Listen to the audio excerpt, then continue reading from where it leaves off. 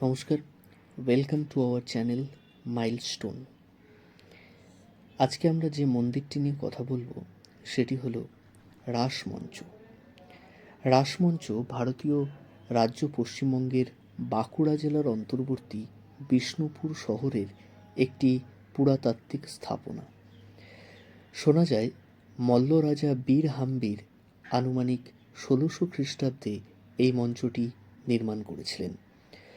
বৈষ্ণব রাস উৎসবের সময় বিষ্ণুপুর শহরের যাবতীয় রাধাকৃষ্ণ বিগ্রহ এখানে জনসাধারণের দর্শনের জন্য আনা হতো। ১৬০০ থেকে ১৯৩২ সাল পর্যন্ত এখানে রাস উৎসব আয়োজিত হয়েছে। বর্তমানে অবশ্য এখানে আর উৎসব হয় না। রাসমঞ্চটি একটি অভিনব স্থাপত্য শৈলীর নিদর্শন। মঞ্চের বেদিটি মাকড়া বা ল্যাটেরাইট পাথরে নির্মিত। বেদিটির উচ্চতা প্রায় 1.6 মিটার ও দৈর্ঘ্যে প্রায় 24.6 মিটার এবং মঞ্চটির উচ্চতা প্রায় 10.7 মিটার। উপরের অংশ ইষ্ট নির্মিত।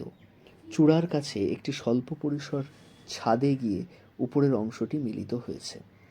রাসমঞ্চের চূড়া পিরামিড আকৃতির।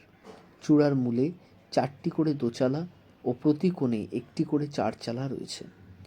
গর্ভগৃহটি দেওয়াল দ্বারা আবৃত নয়, বরং রাসমঞ্চের গর্ভগৃহটি ঘিরে রয়েছে 3 প্রস্থ খিলানযুক্ত দেওয়াল। বাইরের সারিতে খিলানের সংখ্যা প্রায় 40টি। এই খিলানগুলি গায়ে পোড়ামাটির পদ্ম ও পূর্ব দেওয়ালে বিষ্ণুপুরের গায়ক বাদকদের স্মৃতি অলঙ্কৃত কয়েকটি টেরাকোটার প্যানেল রয়েছে। রাসমঞ্চটি বিষ্ণুপুরের প্রচলিত স্থাপত্য রীতি অনুসারে নির্মিত হয়নি। এখন এই রাসমঞ্চ মন্দিরটি বিষ্ণুপুরের অন্যতম জনপ্রিয় মন্দির হিসাবে পরিচিত।